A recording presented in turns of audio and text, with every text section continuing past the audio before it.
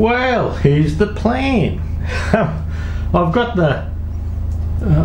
the selector here, supported in a square end here.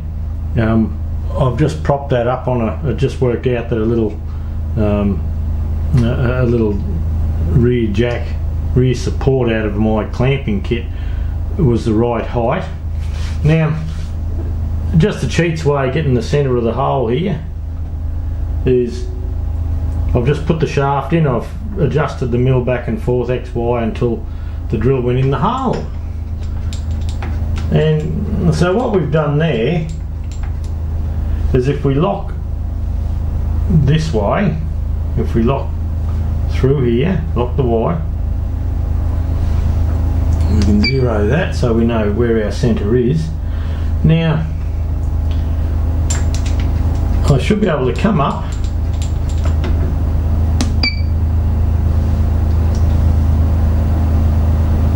actually I locked the X, I'm sorry. Now this is an 8mm drill. Now I've got to check if I need clearance.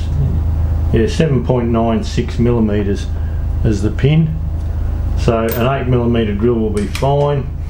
Now I've got that I had that just touching the side there. Before I had a bit of a fiddle.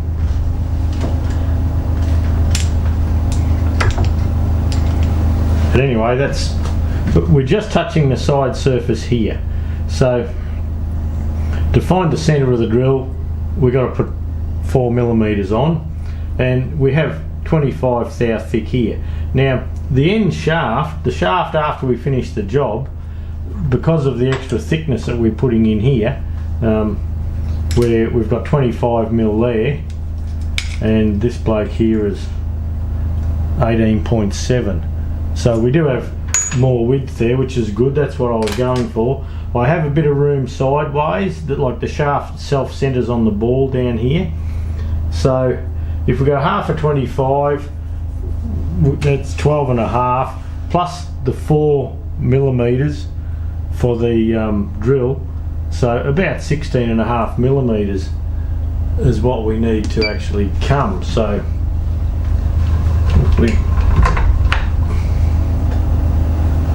if we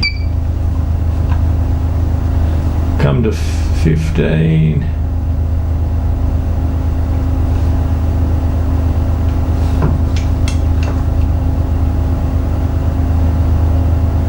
.5 there roughly.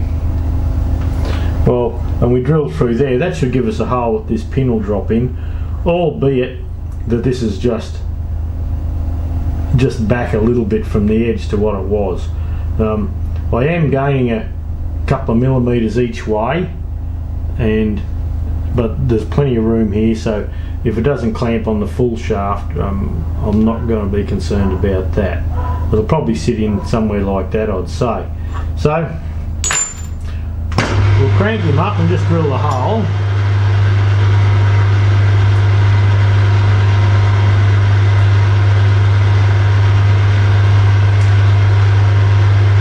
I'll just do a final check here.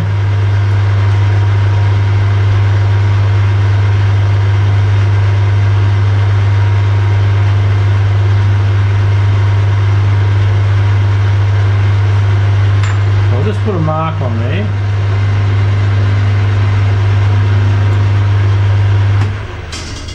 And we'll check ourselves. So just to see what the difference is. At the moment, to the centre of the hole, we've got 10mm, 10.3, and to the centre of this hole here now, we have 12.9. So look, there's about 1/8 of an inch difference in it, and that's fine.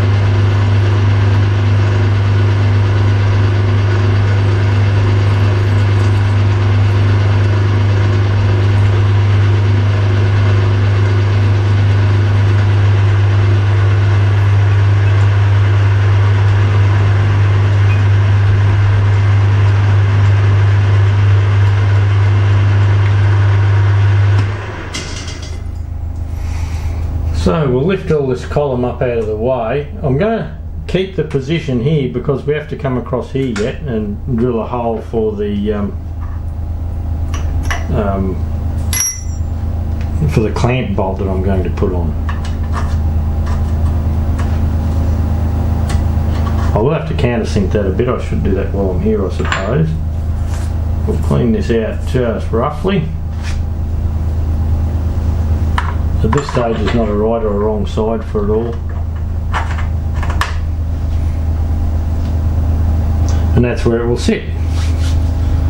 So I may just drop a countersink down there now a little bit, I believe. And that'll just bring this down a bit so we can pop a split pin in the back there.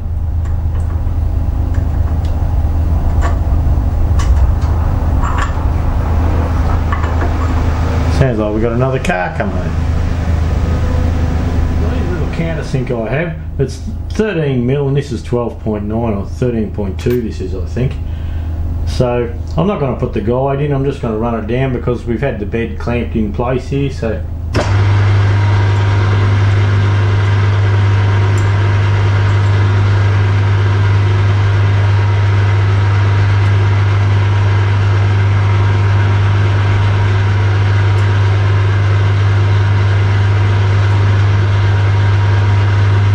lock the column.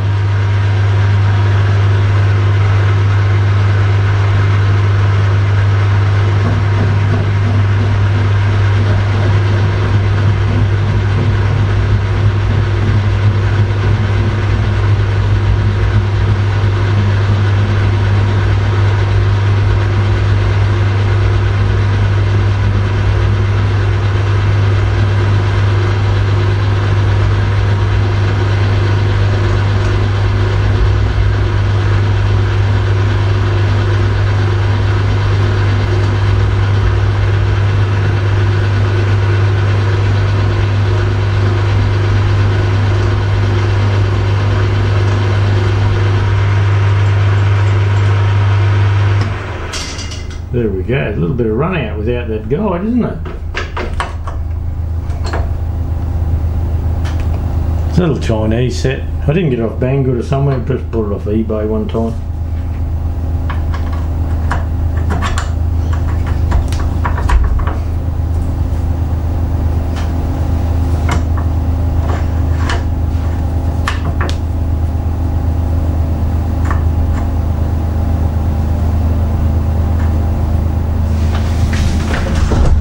See if I can just see that down below here.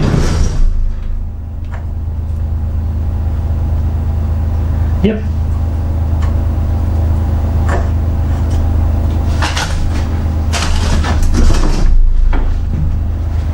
Okay, so we'll just loosen off our x-axis now.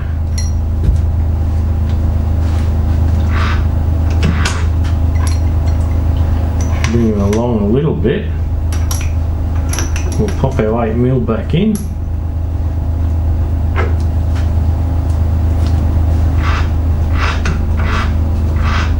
So all I'm doing now, well, I suppose what I should have done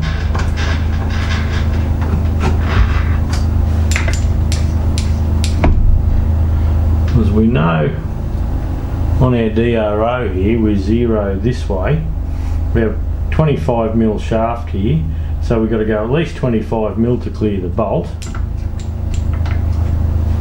So where's my 0? 3, 2, 1.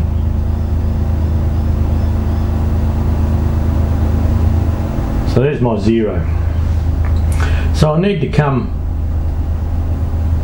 25, well, half of 25, 13mm this way, plus 4mm, so we're up to our 16.5mm again.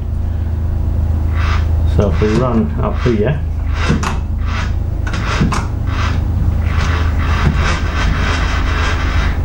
that'll have us just on the edge.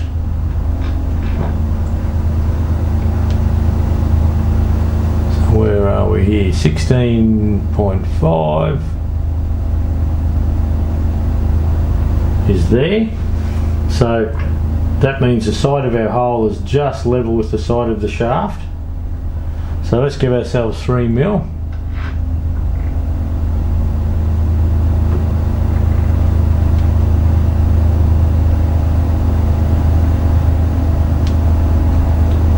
Oh,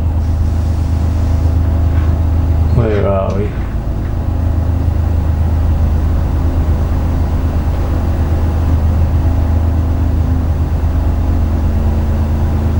So that gives us a total of 19.5. You can see we're away from there. Through the centre here, we're going to have a clearance hole through the guts here, and we're allowing ourselves 1.5 mil. I think we'll be okay.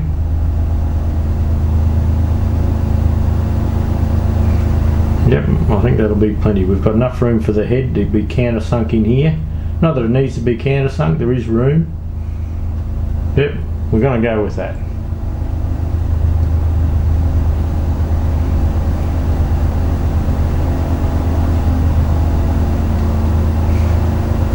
If we go to our 8 mil clearance, yep, we'll be good. So our housing here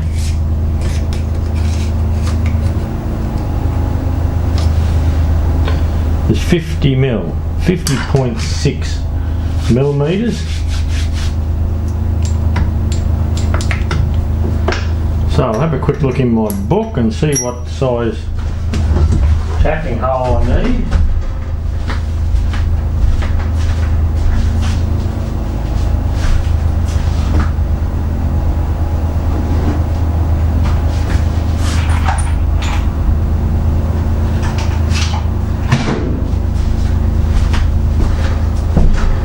And this little fella here, he'll do just fine.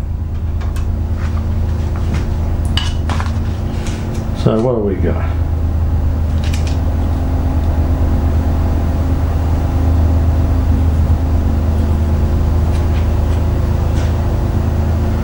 Oh, I reckon that might be UNC. Look at that.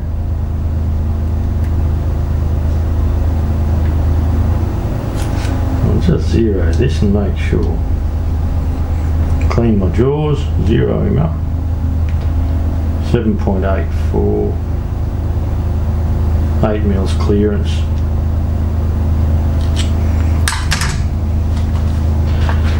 So 8 mil course, I think it's 8 millimeters. Buddy, I will check this though before I drill a hole. ISO metric course, 8 by 1.5. A 6.8 millimeter tapping hole. So we would have 6.5, no worries at all.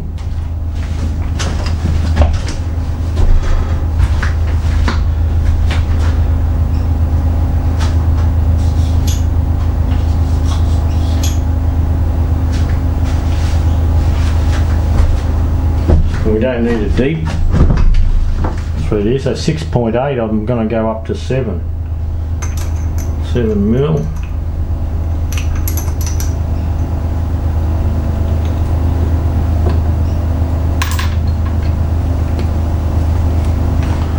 Okay, let's speed this show up a bit, I think.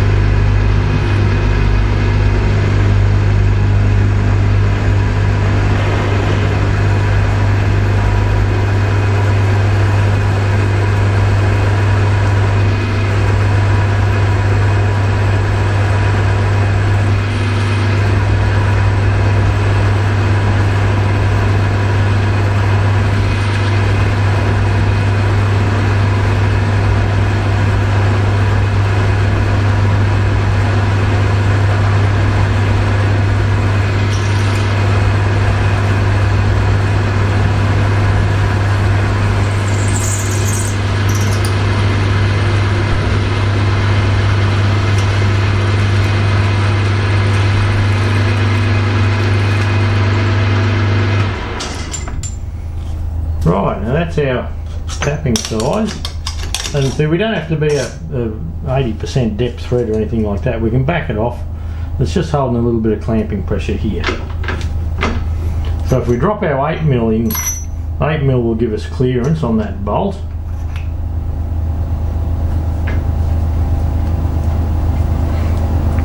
Now when we start to cut here, I'll set the DRO onto 0, and so we've got to go 25mm. I'll probably go about 28mm. We don't need a big heap of thread through the back there, and that'll give us room to make a cut later on as well.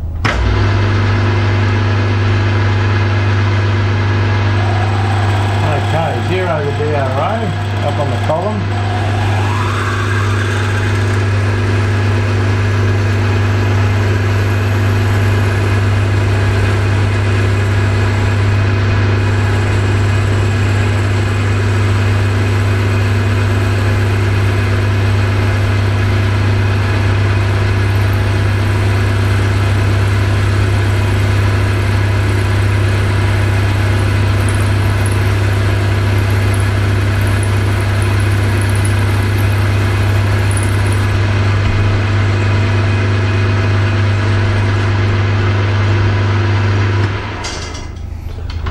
Okay, I went 30mm, that still leaves us 20mm of thread for an 8mm bolt, so we're well over 2 times the thread. That's lovely, tell your mother.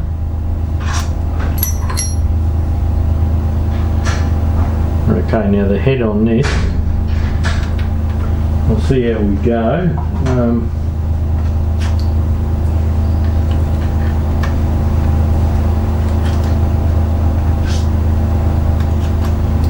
Yeah, I think I'll just use the one I did before.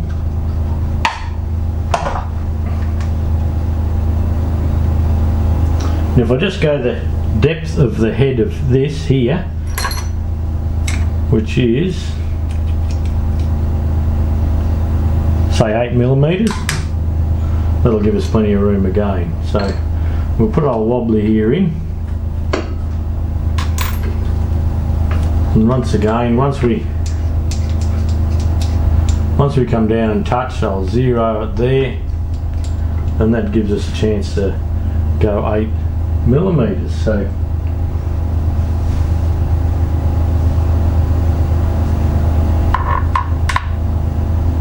I'll just pop a bit of coolant going while we're doing it, just as a lube as much as anything.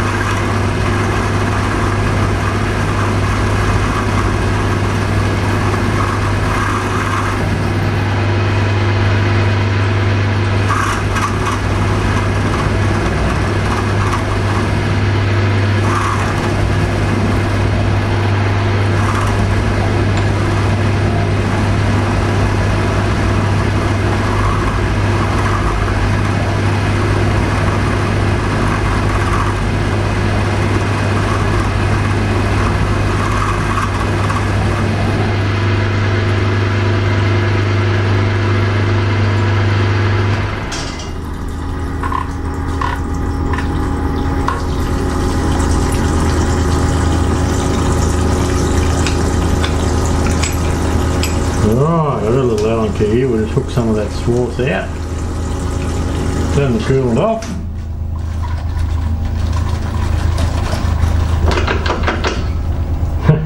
You can tell it's a Chinese cutter. It would have been better with the guide, I suppose. I should have opened it up to 8.2, but I haven't got an 8.2 mil, which is the size that you'd be looking at. And that'll sit in there pretty well flush with plenty of clearance. Okay, I can tap that hole on the bench. That's no worries at all.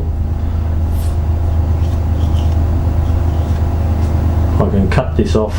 I'm just going to cut this off in the bandsaw and probably pop that off in the bandsaw instead of using slitting saws and that too. So I think at this point in time I can take out the setup.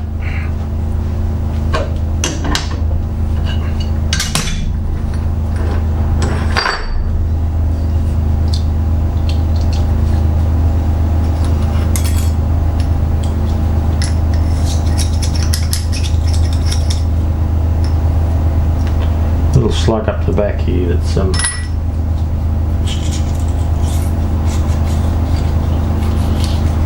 stopping everything going through.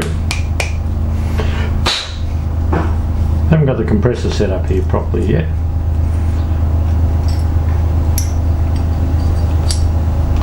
So that gives me the pin through here. A bit of swarth in there yet. Then my bolt can come in through here, and I can just cut this off here and cut him down there, and that'll just give us a little bit to clamp. So for looks I probably should dress up the sides here, but looks aren't the thing, it's functional for this. It's not a customer's job, it's just got to work for me. So that's okay, I think.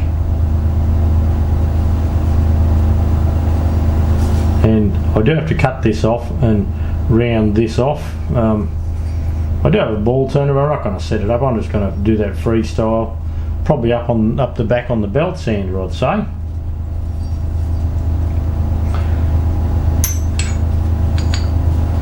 So we're sort of nothing like original, and that's all right.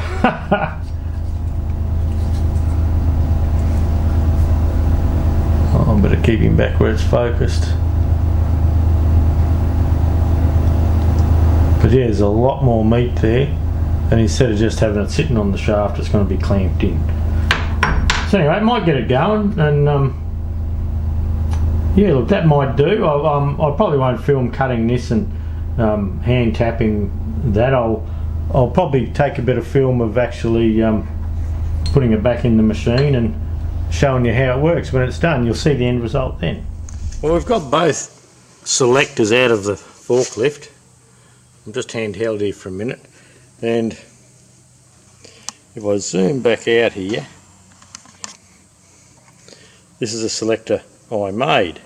Now, I was trying to put a thread through the top there, but because it's so close to the top, I couldn't actually get any advantage out of that really.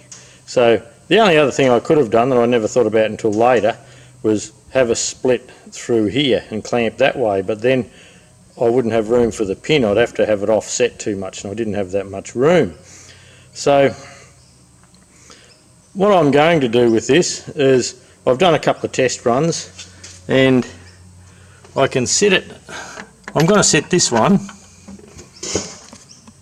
anyway, up on the forward reverse, and then the genuine type one, actually I tell a lie, I'm going to put that one up on the high-low, because that never gets used hardly. So with that never getting used, that means the one that gets all the work, I can just go to the factory standard here and use the one from the high-low. They're the same, and that'll get the forklift back going again. And yeah, because of the proximity of the top here, even with a thick gasket I had to fiddle with, I still couldn't get enough room to make that bolt work or to be any advantage to us. So anyway, I'll try and get it all set up and I'll come back and give you a look. Right, so here's the end set up before we put the top on. Now, the front selector there is high-low. That stays in low. Very rarely do we go into high, and that's the homemade selector. And then the back one here, that's forward reverse, which is the selector from the front that I put there. I just said, oh well, if it was a factory setup and we don't abuse it like these other fellas may have done, we should be okay. So there you go. High, low, forward reverse. Right, I'll button the top on and that's it. Job done. I can hop back into the 135.